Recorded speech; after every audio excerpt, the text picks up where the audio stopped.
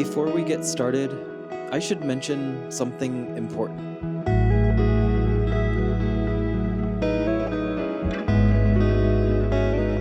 This is a road trip I have wanted to take for many years. Close enough to Los Angeles, but not something that should be rushed.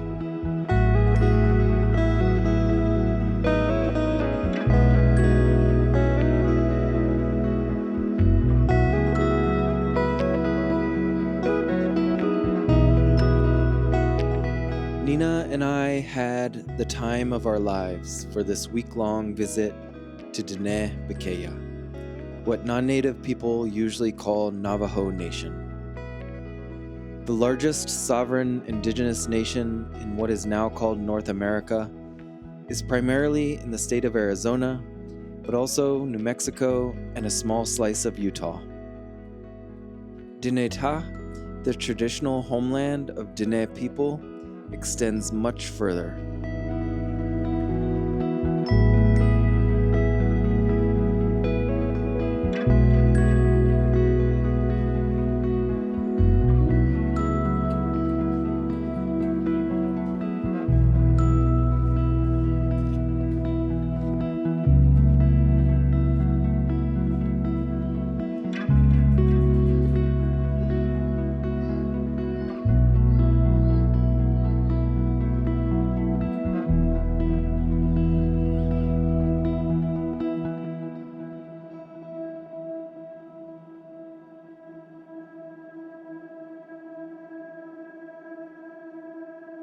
But that is getting a little ahead of ourselves. First, we have to make this long drive. Our rental for this trip is the Volvo XC60, which will help us get over quite a few dirt roads along the way. I had asked for the smaller XC40, but we found the extra space kind of nice throughout the trip.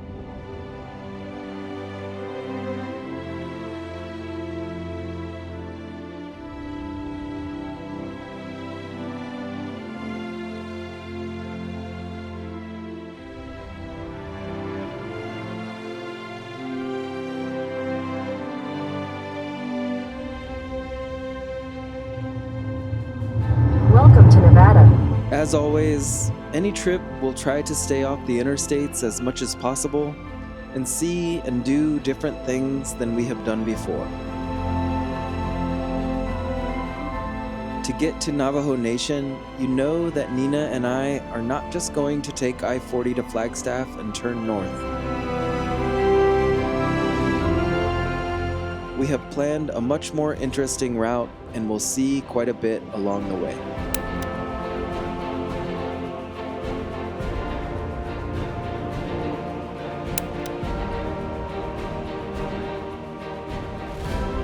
We are staying in Boulder City tonight, close to Lake Mead, so we can get a closer look at that reservoir tomorrow and avoid being in the center of Las Vegas. But before that, we have our eyes on a Lao restaurant in Henderson.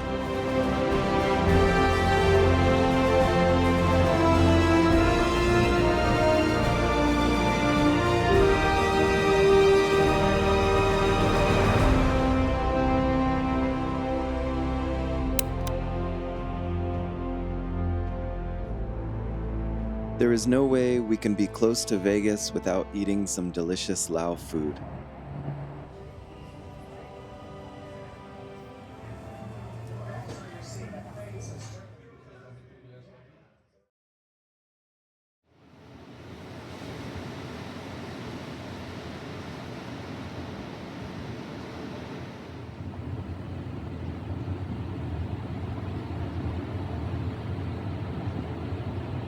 Before Nina gets up, I make the short drive into the center of Boulder City to grab a coffee and see the building that used to house the post office.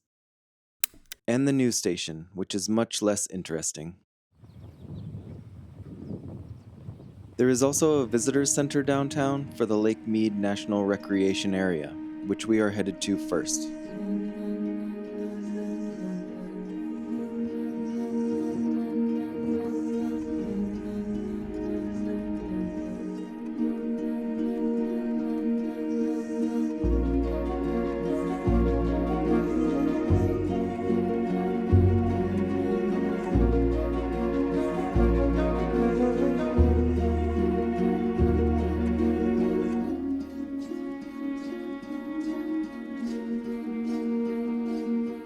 Driving through the park is a great way to see some excellent scenery on the west side of Lake Mead and avoid both Las Vegas and a large chunk of I-15 between it and the Arizona border. At the south entrance, there are also quite a few places to get out of the car and enjoy great views.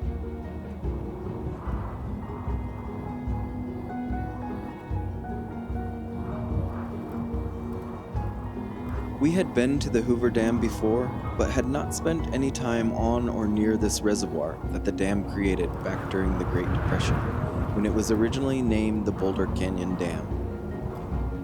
Lake Mead is undeniably beautiful, but as always with dams, the consequences up and downstream have to be considered.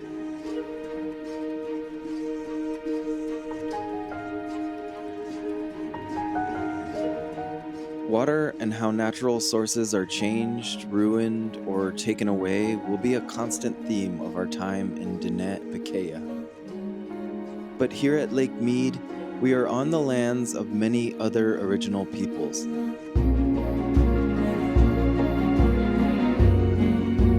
The National Park Service claims to consult 18 tribes here, including the Southern Paiutes, Mojave, and Hualapai, the last of which we will be visiting on our way home.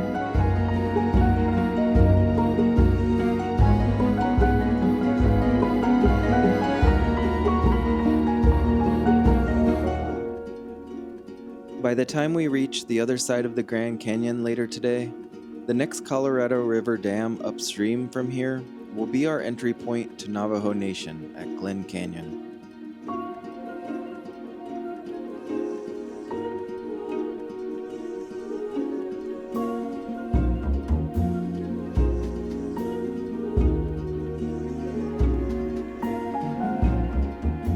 Towards the northern end of the park, after some stunning mountainous desert landscapes, we get one last look at Lake Mead.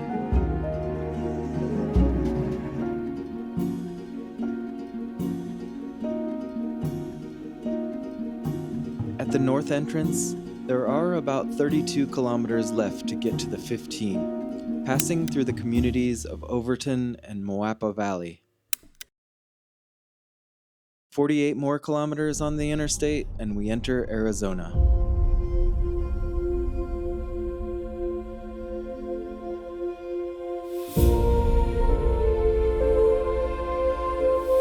This very brief section in the state's northwest corner passes through the beautiful Virgin River Gorge. A gradual climb through the gorge and an even more intense one just before Utah's border, and you can officially feel like you are in the high desert. Welcome to Utah. Thank you. We have visited the St. George area previously, so we zipped through the city and its surrounding red cliffs, only stopping to take advantage of Utah's cheaper gas.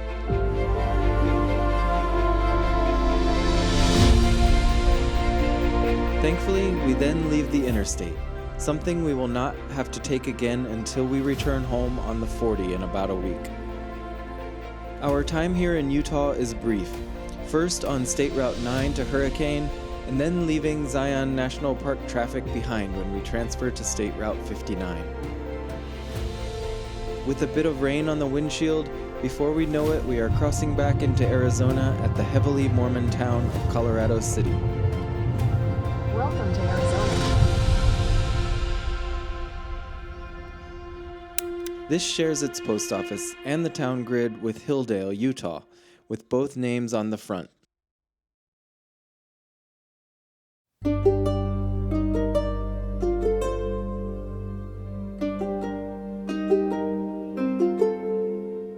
It does not take all that much time on the beautiful Arizona State Route 389 to reach the Kaibab Paiute Indian Reservation.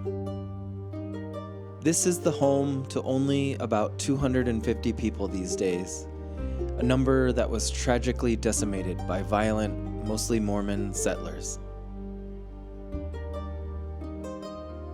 It is also home to a co-managed park, which is part of the National Park Service but run by the tribe.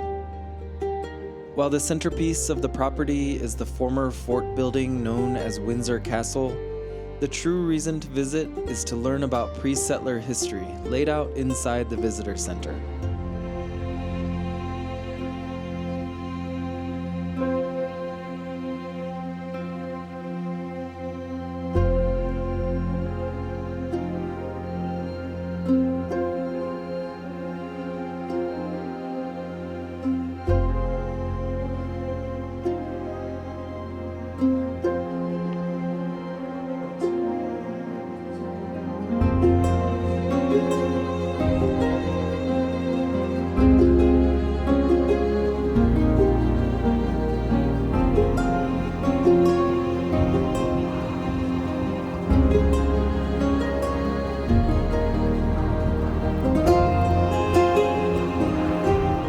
The reason this place was stolen was, of course, water, which everyone needed in the desert.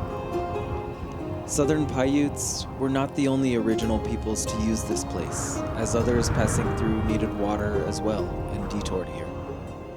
It was only when settlers came and ownership was declared that a fort became necessary to quote-unquote protect the spring.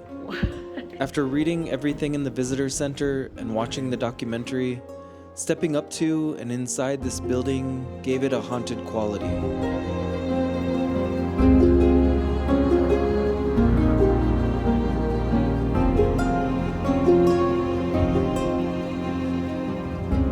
There is also a trail which climbs up the ridge from the fort and is worth the short hike to get a great overview of all of the surrounding lands.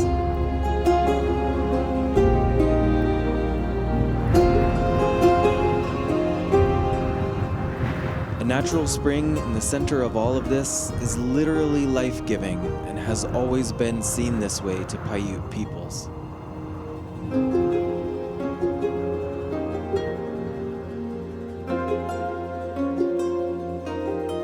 On the next episode, we're continuing east to Glen Canyon, Lake Powell, and entering Navajo Nation. See you then.